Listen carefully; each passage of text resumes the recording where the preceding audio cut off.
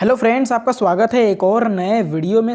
आज की इस वीडियो में हम हिंदी के 10 ऐसे प्रश्नों के बारे में बात करने वाले हैं जो कि कई बार बोर्ड एग्जाम में पूछे गए हैं, जो कि रिपीटेड क्वेश्चन है, जो कि बहुत ही बार पूछे गए हैं।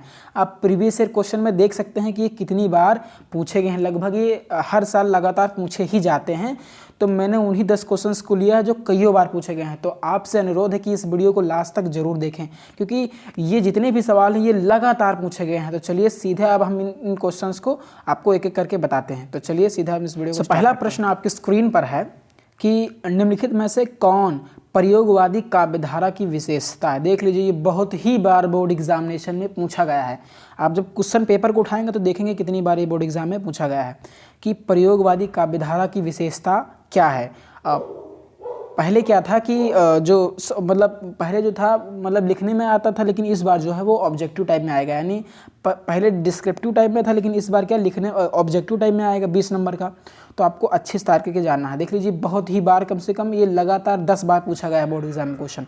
आप प्रीवियस ईयर क्वेश्चन पेपर को देख सकते हैं। तो आपके ऑप्शन दिया है, पहला है बौद्धिकता की प्रधानता, दूसरा है विद्रोह का स्वर, तीसरा है सौंदर्य भावना, और चौथा आपके सामने ऑप्शन दिया हुआ है कि बौद्धिकता की प्रधानता और विद्रोह दोनों। तो इसका इसका डी वाला ऑप्शन है वो बिल्कुल करेक्ट हो जाएगा। डी वाला ऑप्शन ही इसका बिल्कुल करेक्ट हो जाएगा कि बौद्धिकता की प्रधानता और विद्रोह का स्वर दोनों ही क्या है, प्रयोगवादी काव्यधारा की विशेषता है। 100% बोर्ड एग्जाम में अगर आप इन 10 क्वेश्चन को तैयार करके जाएंगे तो 100% इसमें से एक क्वेश्चन जरूर से जरूर फंसेगा, क्योंकि बहुत ही बार जो क्वेश्चन रिपीट हुए हैं वही मैंने इस वीडियो में लिया। तो आप इन 10 क्वेश्चन को जरूर से जरूर तैयार करके बोर्ड एग्जाम में जाएंगे। तो इसका डी वाला ऑप्शन बिल्कुल करेक्ट हो जाएगा।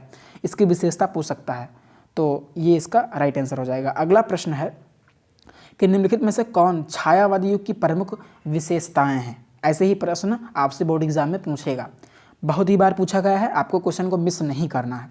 ऑप्शन दिया हुआ, पहला है प्रकृति का मानवीकरण, दूसरा है चिंतन की प्रधानता, तीसरा है सौंदर्य भावना, और चौथा है उपर्युक्त तीनों। तो इसका ऑप्शन नंबर डी जो है वो बिल्कुल करेक्ट हो जाएगा। इस तरीके से पूछेगा। और ऐसा भी हो सकता है आपको केवल ये 2 दे और बाकी तीसरा में कोई और दे दे, तो ये भी हो सकता है। या इस तरीके से भी ऑप्शन, जिस तरीके से आपको ऑप्शन में दिया जाएगा उस तरीके से आपको टिक करना है। तो आपको छायावादी युग की विशेषताएं भी याद रखनी है। बोर्ड एग्जाम में 100% है कि इस बार क्वेश्चन पूछा ही जाएगा। ऑप्शन नंबर डी बिल्कुल करेक्ट हो जाएगा। तो ये छायावादी युग की जो प्रमुख विशेषताएं हैं वो हैं। इसका डी वाला ऑप्शन करेक्ट हो जाएगा। चलिए आगे बढ़ते हैं। अगला प्रश्न आपकी स्क्रीन पर, रीतकाल की निम्नलिखित में से कौन रीतकाल की विशेषताएं हैं। श्रृंगार की प्रधानता, कलापक्ष की प्रधानता, ब्रजभाषा की प्रतिष्ठा, या उपर्युक्त तीनों। तो ये तीनों ही क्या है, रीतिकाल की विशेषताएं हैं। जब बोर्ड एग्जाम में पूछे जाएगा प्रश्न तो कोई ज़रूरी नहीं है कि तीनों ही सही हों, आपको उसमें देखना होगा कि कौन सा सही है। तो यहाँ तो तीनों सही हैं, तो हम उपर्युक्त डी लगा रहे हैं।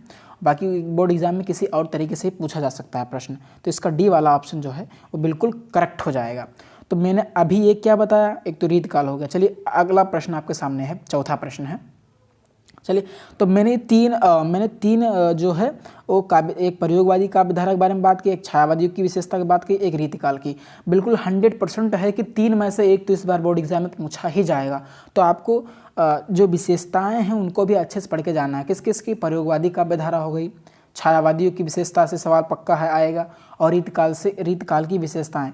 मतलब सबके जो सेट होता है सबका अलग अलग होता है। तो तीनों में से पक्का है, तीनों ही अलग अलग सेट में जरूर आएंगे। तो आपको विशेषताएं बिल्कुल अच्छे से पढ़कर ही जाना है। ये 3 क्वेश्चन ऐसे हैं जो कई बार पूछे गए हैं। मैं आपको स्क्रीनशॉट भी दिखा दूंगा कि कितने बार ये जो है पूछे गए हैं। आप प्रीवियस ईयर पेपर को भी देख सकते हैं कि बहुत ही बार पूछा गया कि बताइए रीतकाल की विशेषताएं बताइए, इसकी विशेषता बताइए। तो बहुत ही महत्वपूर्ण प्रश्न है, तो आपको तैयार करके जाना ही जाना है बोर्ड एग्जाम में।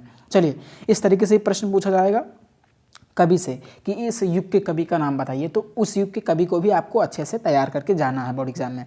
प्रश्न है कि निम्नलिखित में से कौन प्रयोगवादी काव्यधारा के कवि हैं। अभी मैंने पीछे आपको बताया कि निम्नलिखित में से कौन जो है प्रयोगवादी काव्यधारा की विशेषताएं हैं, लेकिन कवि से भी सवाल पूछ सकता है कि कौन कौन से प्रयोगवादी काव्यधारा के कवि हैं। ऑप्शन दिया है आपका, पहला सच्चिदानंद हीरानंद वात्स्यायन, ये इनको शॉर्टकट में अज्ञेय भी कहा जाता है। दूसरा है भवानी प्रसाद मिश्र, और तीसरा है गुलाब राय। तो इसका डी वाला ऑप्शन बिल्कुल करेक्ट हो जाएगा।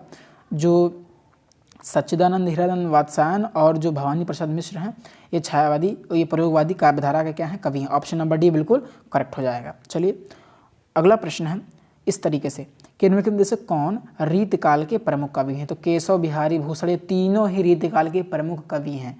कवि से भी पूछेगा, युग की विशेषताएं भी पूछ सकता है और कवि भी पूछ सकता है। तो ये सब वही प्रश्न मैंने लिए हैं जो बहुत ही बार पूछे गए हैं।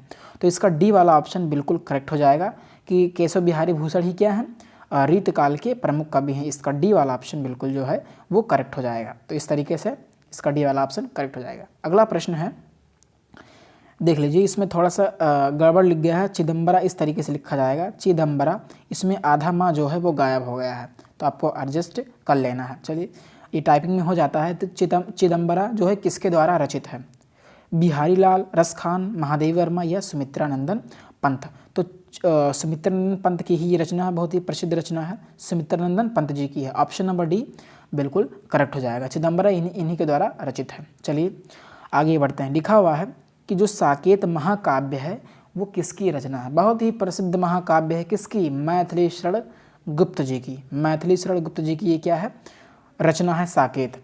तो आपको याद रखना है, मैथिली शरण गुप्त जी की ये रचना है। तो चलिए आगे बढ़ते हैं। अगला प्रश्न है, प्रेम वाटिका जो है वो किसकी रचना है। तो प्रेम वाटिका आपको पता होगा ये रस खान जी की रचना है। ऑप्शन नंबर ए बिल्कुल करेक्ट हो जाएगा। चलिए आगे हम बढ़ते हैं। अगला प्रश्न आपकी स्क्रीन पर है कि जो रश्मि रथी है वो किसकी रचना है। तो रश्मि रथी आपको पता ही होगा किसकी रचना है, रामधारी सिंह दिनकर जी की रचना है रश्मि रथी।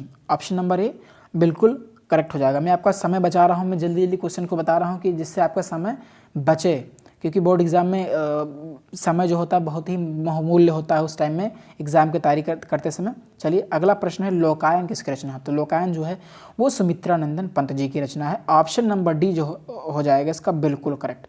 तो ये थे हिंदी पद्य के बहुत ही महत्वपूर्ण प्रश्न जो कि लगभग हर साल बोर्ड एग्जाम में पूछे जाते हैं। तो बोर्ड एग्जाम से पहले आपको इन 10 प्रश्नों को अच्छे तरीके से तैयार करके जाना, जिससे कि आपकी बोर्ड एग्जाम में एक भी प्रश्न जो है वो छूटे ना, क्योंकि इस बार जो है 20 नंबर का ऑब्जेक्टिव टाइप प्रश्न पूछा जाने वाला है। तो आशा करता हूँ कि आपको ये वीडियो पसंद आया होगा। वीडियो पसंद आया हो तो वीडियो को लाइक करें और यदि चैनल पर नए हैं तो चैनल को सब्सक्राइब करें। धन्यवाद।